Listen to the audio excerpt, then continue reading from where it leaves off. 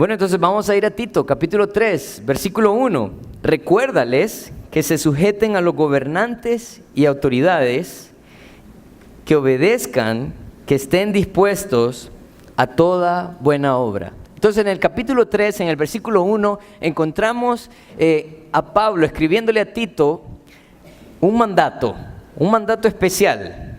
Ese mandato estaba diciendo que les recordara a los creyentes que tenían que sujetarse a los gobernantes. Hay que sujetarse a los gobernantes, hay que obedecerlos y estar dispuestos a toda buena obra. Yo quiero que pensemos un poco en esta parte del mandato. Miren, la sujeción a la autoridad está enfocada en el respeto que nosotros debemos de tener a la autoridad. Cuando nosotros vemos este tipo de mandato, también lo encontramos en el libro de Primera de Pedro, capítulo 2.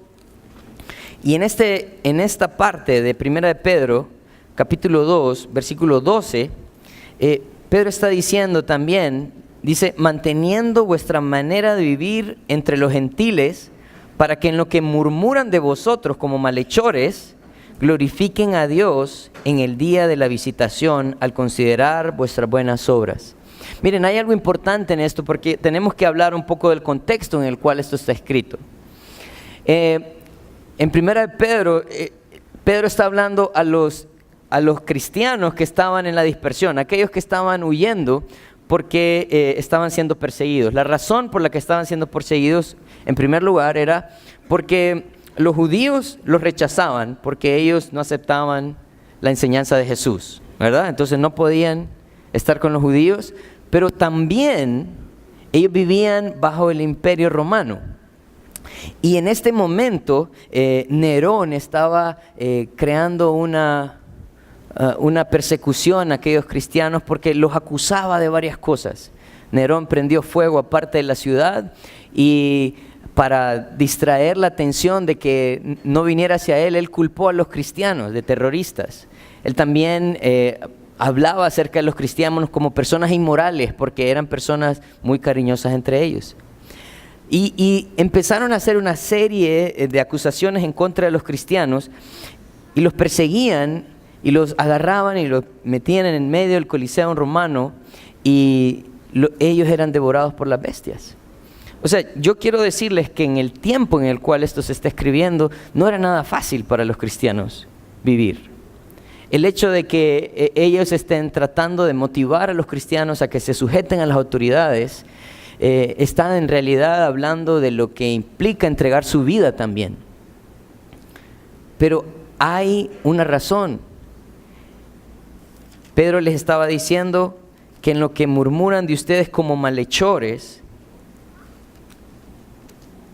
ellos pudieran encontrar un testimonio de verdad. Él les está diciendo, para que en lo que murmuran de vosotros como malhechores glorifiquen a Dios en el día de su visitación al considerar vuestras buenas obras.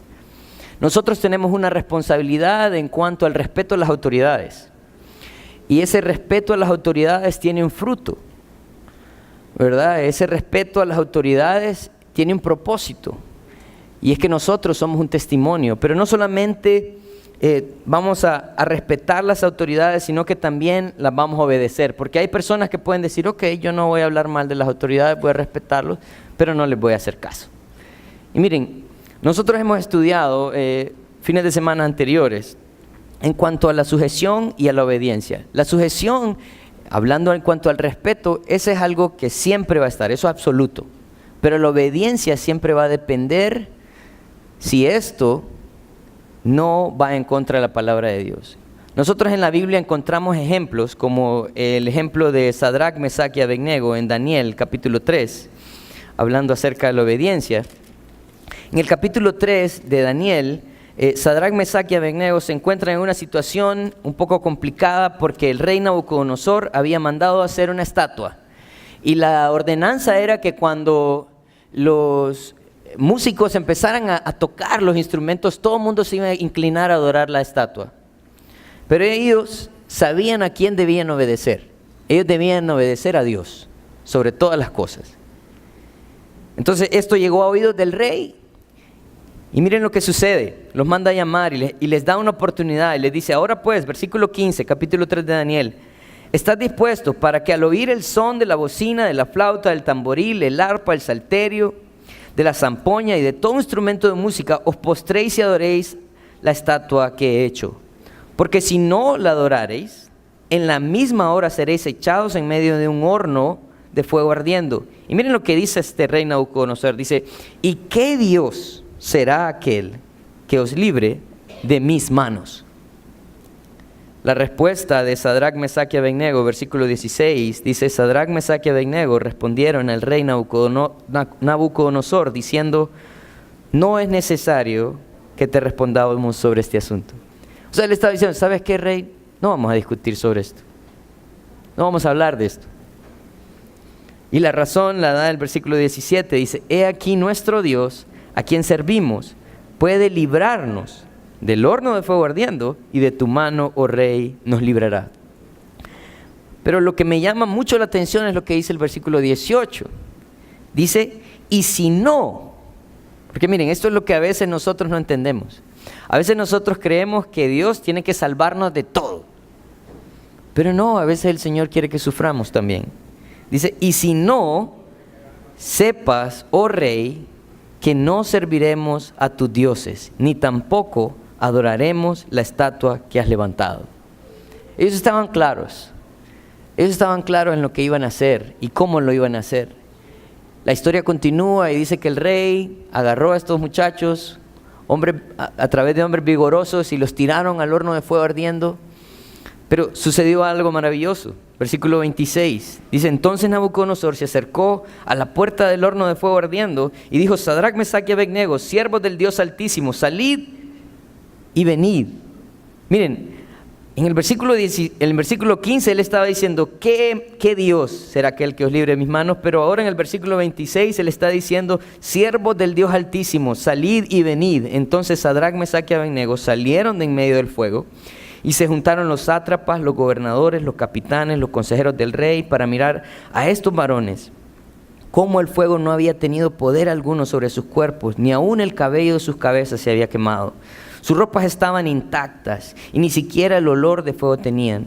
Entonces Nabucodonosor dijo, bendito sea el Dios de ellos, de Sadrac, Mesac y Abednego, que envió a su ángel y libró a sus siervos que confiaron en él y que no cumplieron. Mire, ahora él está hablando acerca de la actitud de ellos, que no cumplieron el edicto del rey y entregaron sus cuerpos antes de servir y adorar a otro Dios que su Dios. Por lo tanto, miren, tenía un fruto también la obediencia de ellos a Dios. Por lo tanto, decreto que todo pueblo, nación o lengua que dijere blasfemia contra el Dios de Sadrac, Mesac y Abednego sea descuartizado y su casa convertida en muladar, por cuanto no hay Dios que pueda librar como este. Nosotros somos llamados a obedecer a Dios. Y el Señor nos está mandando, obedezcan las autoridades siempre y cuando no vaya en contra de la palabra de Dios. Porque el obedecer a Dios por sobre todas las cosas tiene un fruto y es un testimonio. Por eso debemos de estar dispuestos a toda buena obra. Volviendo a Tito, capítulo 3. Miren, esto no termina aquí, ¿no? Porque a veces nosotros decimos, bueno, vamos a obedecer, ¿verdad? Está bien, no me caen bien, ¿verdad? Pero voy a obedecer. Había una madre, una vez estaba trabajando en su casa, en la sala, ¿no? Estaba haciendo algo y tenía una pequeña niña y la pequeña niña corría de un lado para el otro, de un lado para el otro, y ella estaba trabajando y miraba a su hija correr y de pronto se desesperó, agarró a su niña y la sentó y le dijo, mamita, te me vas a quedar aquí sentadita por mientras. Y la niña vino, se quedó viendo a su mamá seria, cruzó sus brazos y le dijo, mamá, estoy sentada, pero por dentro sigo corriendo, le dijo. ¿Saben? El Señor no quiere que nosotros obedezcamos simplemente, sino que también Él quiere mostrarnos cómo obedecer. ¿Por qué? Porque para el Señor no es importante solamente que hagamos cosas, sino cómo las hacemos también. El versículo 2 dice, que a nadie difamen, que no sean pendencieros, sino amables, mostrando mansedumbre para con todos los hombres, La idea de difamar es no andar hablando de las autoridades, no andar hablando de nadie. Dice que no sean pendencieros, o sea, peleones. Sino, dice el contraste, amable, dice, mostrando toda mansedumbre para con todos los hombres. Vamos al libro de Filipenses, al capítulo 2, versículo 3. Y él dice, miren lo que está diciendo Pablo en cuanto a la actitud que nosotros deberíamos de tomar para hacer las cosas. Dice, nada hagáis por contienda o por vanagloria. Está diciendo, nada hagan, mejor no hagan nada. Si lo van a hacer en contienda o en vanagloria, no hagan nada. Dice, antes bien, con humildad, estimando cada uno a los demás como superiores a él mismo. El deseo del Señor es que nosotros podamos hacer las cosas con una manera correcta. Pero me gusta la última parte del versículo 2, porque dice, mostrando toda mansedumbre para con todos los hombres. O sea, ahí abre, ¿verdad?, el espectro y nos hace ver que esa actitud debe de ser para con todos los hombres. O sea, las personas que están en autoridad. Y si usted lo piensa, la autoridad empieza desde su casa. ¿Qué pasaría si cada vez que usted se equivoque, su hijo le haga un meme? ¿Se imaginan? ¿Verdad? No. La autoridad empieza desde la casa, en la colonia hay vigilantes, hay que respetarlos también. Cuando usted va a un estacionamiento y le dice el guardia, parquéese bien. Y usted le dice, pero estoy en medio de las líneas, pero parquéese bien. ¿Qué actitud tenemos en contra de ese tipo de autoridades? Él está diciendo que mansedumbre ante todos los hombres. Entonces no vamos a hacer nada que difame, no vamos a buscar pleito, vamos a ser amables y vamos a ser mansos para con toda la autoridad, la autoridad. Miren, hay algo importante en esto, porque miren, Dios no es un Dios caprichoso. Yo sé que de pronto ahorita muchos están tratando de ver si estos versículos se aplican en el contexto, si en realidad era para este tiempo o estaba hablando de otra cosa. Miren, el Señor a nosotros nos da las razones por las cuales nosotros debemos de obedecer. O sea, Él nos da el mandato, nos dice cómo hacerlo, pero no solamente eso, nos da las razones. Muchas veces, cuando usted le dice a su hijo, mira, quiero que hagas esto, y su hijo viene y le dice, pero ¿y por qué? Y usted le dice, porque yo digo. No, mira, y hace esto, pero ¿y por qué? Porque yo soy tu papá, porque yo soy tu mamá. Así muchas veces respondemos, ¿verdad? Nos damos razones, pero Dios no es así. Él nos da razones por las cuales nosotros debemos de obedecer. Y esto entonces nos explica que Dios no es un Dios caprichoso. No es porque sí, sino porque hay una razón detrás del mandato de Dios.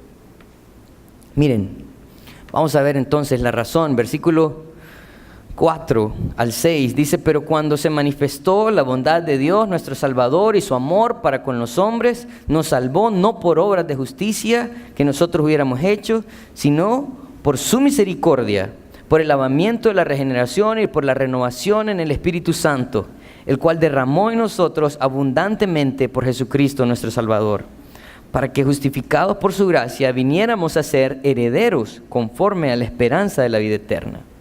Entonces, él creo que en esta parte divide las razones más o menos en tres partes.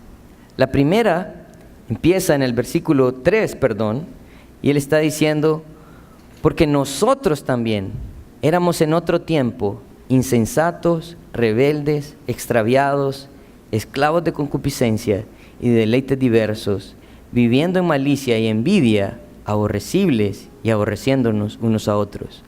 La primera cosa que Él quiere que nosotros recordemos es quiénes éramos nosotros. Miren, esto es algo bien especial, porque el Señor nos dice, ustedes tienen que obedecer estos mandatos, ustedes tienen que hacerlo de esta manera, porque ustedes eran en otro tiempo empieza diciendo, insensatos.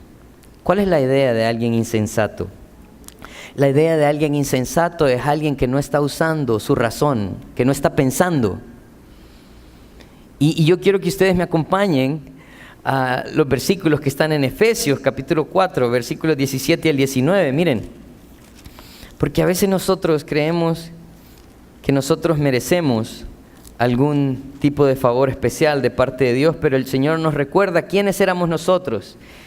Efesios 4, 17 y 18 dice, esto pues digo y requiero en el Señor que ya no andéis como los otros gentiles que andan en la vanidad de su mente, teniendo el entendimiento entenebrecido, dice, ajenos de la vida de Dios por la ignorancia que en ellos hay, por la dureza de su corazón.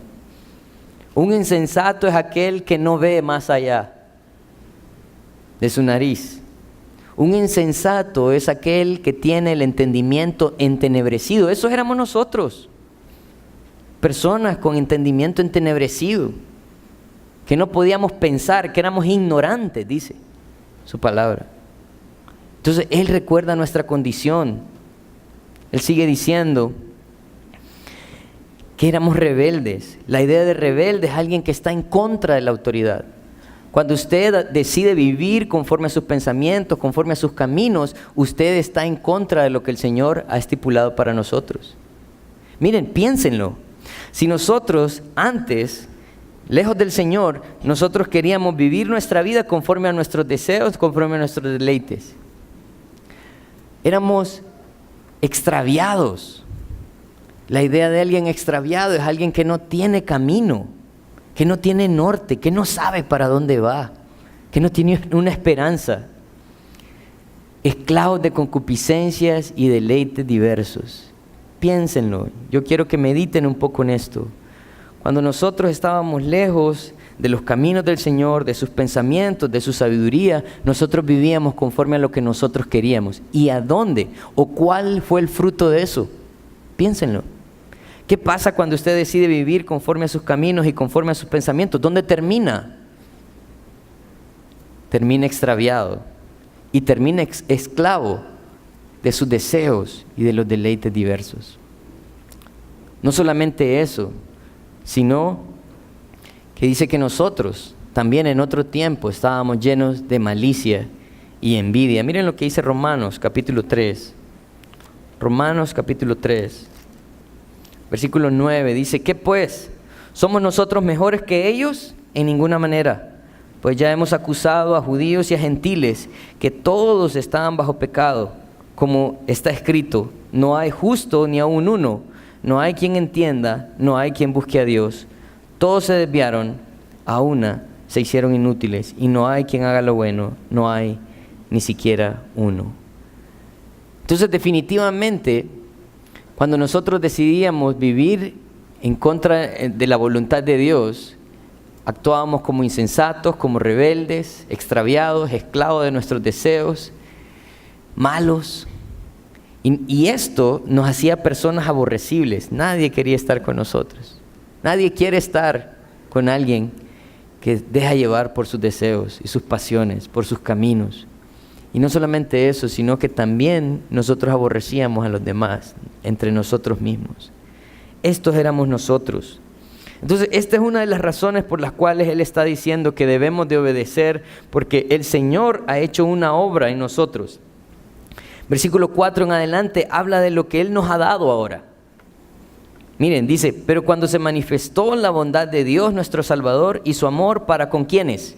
Para con los hombres. Quiere decir que lo que hemos recibido del Señor ha sido sin distinción. A Él no le ha importado quiénes éramos o lo que hacíamos. Él nos ha visto con ojos de amor y nos ha dado de su amor. Nos ha dado de su amor, dice, sigue diciendo el versículo 5, dice, nos salvó no por obras de justicia que nosotros hubiéramos hecho. Esto es algo importante. Porque la Biblia nos enseña que por gracia somos salvos por medio de la fe, y dice, esto no es de vosotros. La gracia, la fe, esto no es de vosotros, es don de Dios. No por obra, dice el versículo 9 de Efesios 2. para que nadie se gloríe. Nadie puede gloriarse, nadie puede hacer alarde de lo que ha encontrado en el Señor. El profeta Isaías, en Isaías capítulo 65, versículo 1, él estaba hablando acerca de esto mismo. Y él estaba haciendo pensar también al pueblo la obra que el Señor había hecho. Miren lo que dice Isaías 65, versículo 1, dice: fui buscado por los que no preguntaban por mí. Fui hallado por los que no me buscaban. Dije a gente que invocaba mi nombre: heme aquí, heme aquí. Si usted se pone a pensar en la razón por la cual usted está aquí, muchos de nosotros estamos aquí no porque andamos buscando de Dios, es porque andamos buscando resolver nuestros problemas. Es porque queremos una solución a esta vida que no aguantamos. Es porque no hay lugar de donde nos podamos agarrar. Y lo único que nos queda es ver al cielo, es ver a Dios. No hay nadie que pueda estar aquí porque ha hecho buenas obras, porque somos buenos muchachos, no. Sino que eso ha sido fruto de su misericordia. Miren lo que dice: sino por su misericordia. Él ha tenido misericordia de nosotros. No hay nada que nosotros hayamos hecho para poder alcanzar lo que el Señor ha hecho en nosotros. Pablo hablaba acerca de esto en 1 de Timoteo, capítulo 1, versículo 12. Dice: doy gracias al que me fortaleció, a Cristo Jesús nuestro Señor, porque me tuvo por fiel poniéndome en el ministerio. Y miren lo que dice el versículo 13. Dice: habiendo yo sido antes blasfemo, perseguidor, injuriador, mas fui recibido, dice, a misericordia, porque lo hice por ignorancia, en incredulidad, pero la gracia de nuestro Señor fue más abundante con la fe y el amor que es en Cristo Jesús.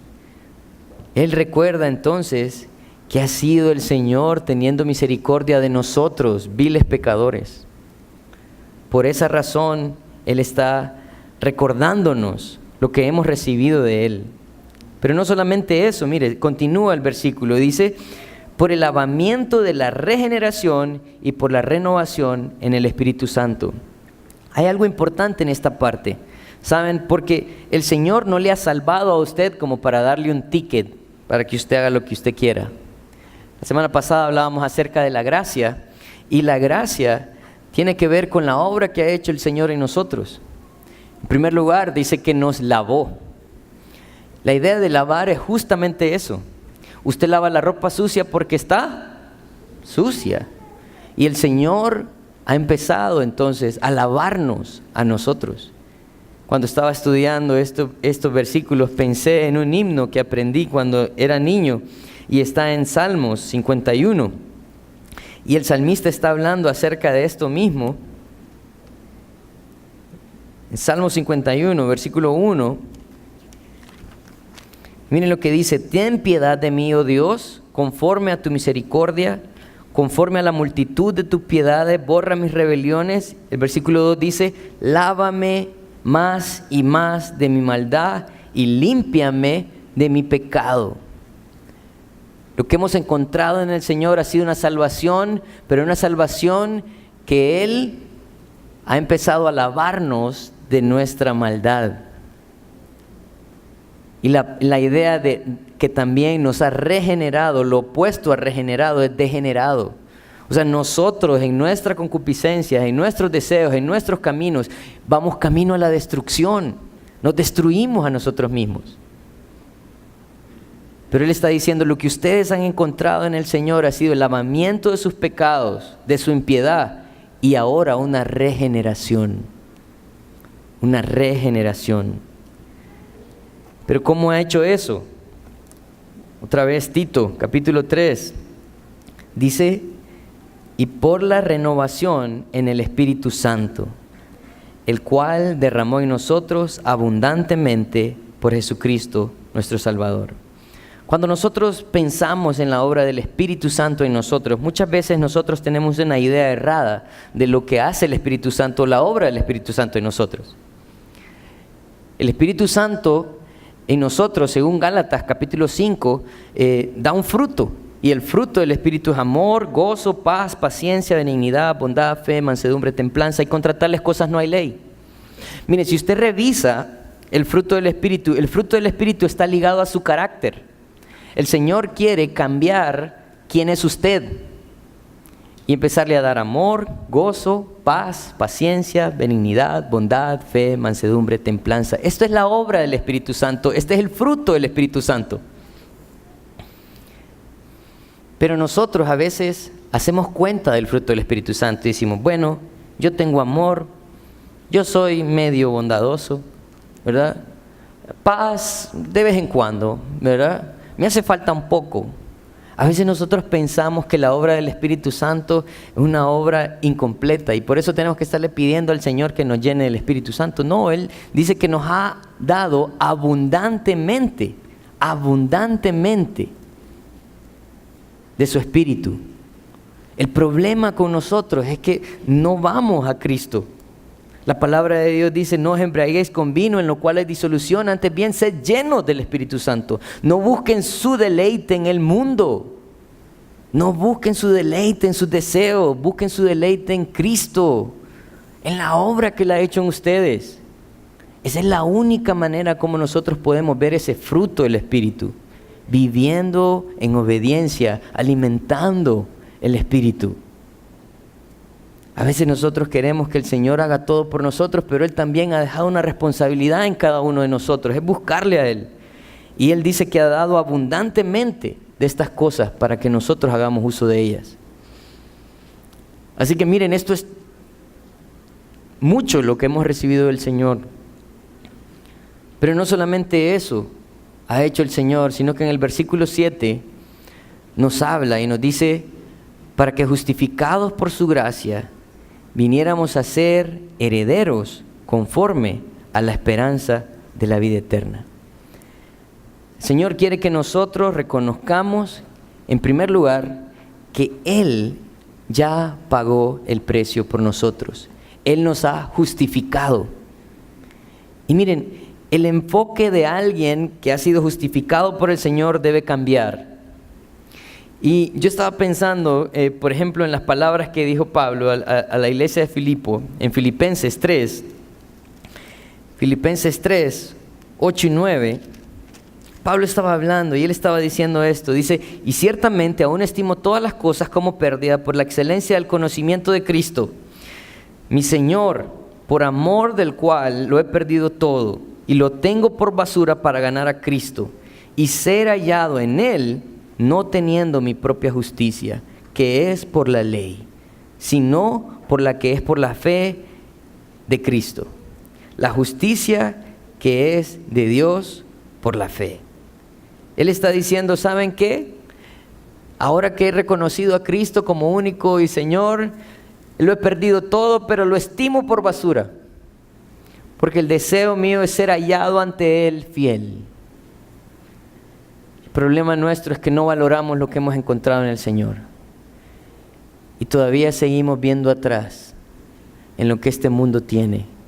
Él dice que estima todas las cosas como basura por amor de la excelencia del conocimiento de Cristo. Él quiere ser hallado fiel, alguien que recibió, pero que aprovechó aquello que había recibido. En el versículo 7 también nos recuerda que no solamente hemos sido justificados, sino que también venimos a ser herederos conforme a la esperanza de la vida eterna. Miren, hay dos partes en esta situación de la herencia, porque cuando nosotros pensamos en la herencia que Cristo nos ha dado, ¿pensamos en qué? Pensamos en el cielo, ¿no? Pensamos en una esperanza eterna. Pero fíjense que la herencia que el Señor nos ha dado tiene dos partes, una aquí y una en el cielo. Yo quiero que vayan conmigo a Romanos 8.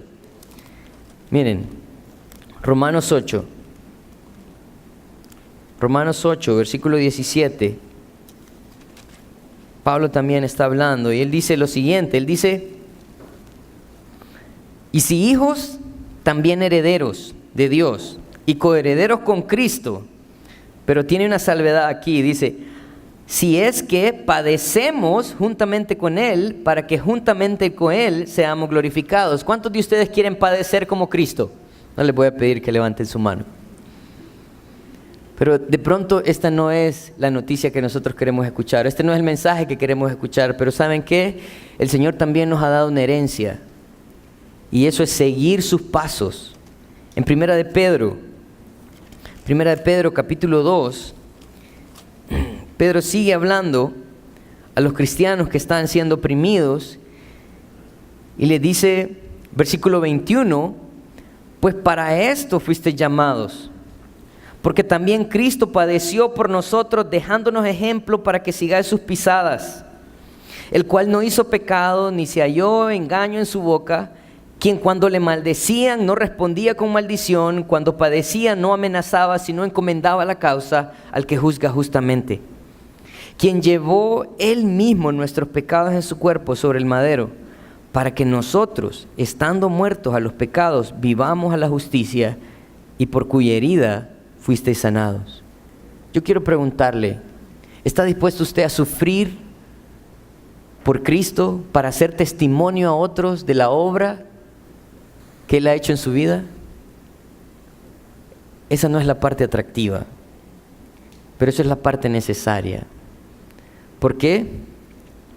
Porque aquellos que reconocen esa obra de Cristo, aquellos que reconocen su responsabilidad, su herencia, también son aquellos que en 1 Pedro, también capítulo 1, versículo 3, dice: bendito el Dios y Padre nuestro Señor Jesucristo, que según su grande misericordia nos hizo renacer para una esperanza viva, por la resurrección de Jesucristo de los muertos, para una herencia incorruptible, incontaminada, inmarcesible, reservada en los... Vamos a volverlo a decir.